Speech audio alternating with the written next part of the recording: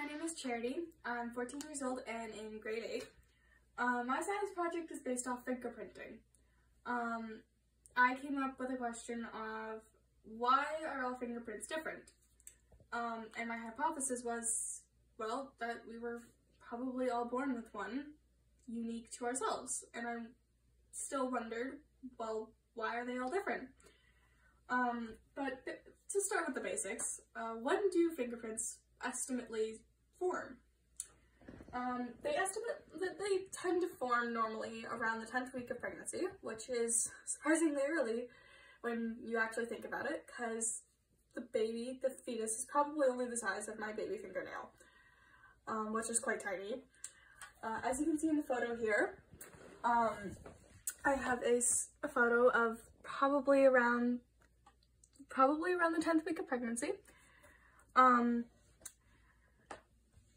Basically, there are also similar prints created on the lips, the palms, and the feet.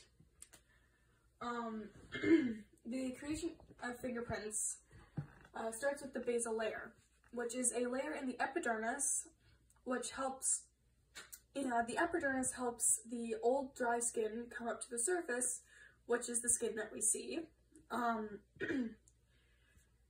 Then eventually that skin turns into dust.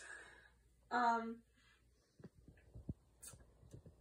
are honestly all sorts of things you can do with your fingerprints, once, of course, you were born.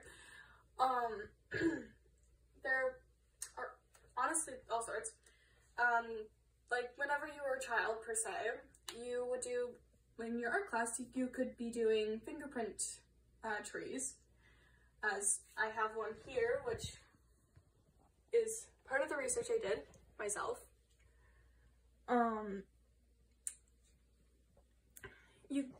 Honestly, even adults do art with fingerprints sometimes. Painting, that's still a thing adults do. Fingerprints also help you pick up objects. So when I pick up a pencil, my fingerprints, the little engravings in my fingerprints, help me pick up those objects. Without them, our things would be slipping out of our hands all the time. Fingerprints are all different because of these little lines that make up each fingerprint. These are called mutate patterns. I have most of them here in a photo. This is a graph showing the different mutate patterns. There's all sorts. Some of them have interesting names, and then other ones have very simple names, such as a bridge, or there are nicknames for some. Like one of them is called an island, because it's kind of like an island. There are all sorts of different kinds of fingerprints. Most of them, I have examples here. There are the 3 main categories. Arches, which are here, whorls, which are here, and loops, which are here. Loops are probably the most common, 65% of the population, roughly, as an estimate. Whorls have about 30, and arches have about 5%. Inside these 3 main categories, there are also different categories, such as in the arches, there are plain arches, which are 4% of the population, and tinted arches, which are only 1%, which is very rare. Inside the whorl category, there are plain whorls, 24%, central pocket loop whorls, which are only 2%, and then there's double loop whorls, which are 4%, and an accidental whorl, which is 0.0%. Now that's low. That's lower than, well, anything at this point. Yeah. So fingerprints are also used, well, to find people who have done crimes. And there are 2 different ways of finding these fingerprints on a crime scene. There's fingerprint dusting, and then laser fingerprinting. So dust fingerprinting and laser fingerprinting. laser fingerprinting is the most common at this time because it is able to find those dry fingerprints. As for dusting fingerprinting, you can only find those fingerprints through fingerprints that are fairly recent, such as, because there are those, well, it needs moisture to be able to be found, and that's how the dust grabs onto it. So that's why laser fingerprinting has become more common nowadays, because, well, the police come in later on now, normally.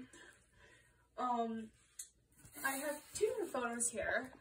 One of them is of dust fingerprinting, and the other of laser fingerprinting.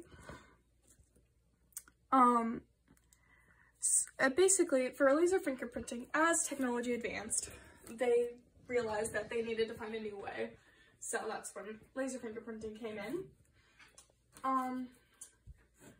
One question I got quite often was, when were fingerprints discovered, as an estimate? Scientists don't know exactly when fingerprints were discovered, but we do know when fingerprinting became a reliable source of identification. Fingerprinting became a reliable source of identification in 1882, which, well, sounds like a long time ago, but when you really think about it, it really wasn't that long ago. In 1995, 156 fingerprint examiners took a test, were given a test. This test was an identification test for fingerprints. 1 in 5 examiners taking the test made at least one false positive identification. By 1987, the FBI had over 23 million criminal fingerprints on file. And that's quite a few fingerprints, in my personal... well, I did, of course, my own research. I had a group of people over one day. It was probably my birthday. Yeah, it was my birthday. And I asked if I could gather information for my science project. Of course, I got these fingerprints, and those are actually the fingerprints I used for my fingerprint tree. But I found most people had a whirl or a loop. I had one person who had a tented arch, which is 2% of the population. I'm not going to say names because, obviously, security reasons. But, yeah, I found that quite interesting. Most of them, it was quite interesting because some of my research did not exactly apply to the percentages that scientists have come up with. But that's just my own personal research. Thank you for listening, and have a great day.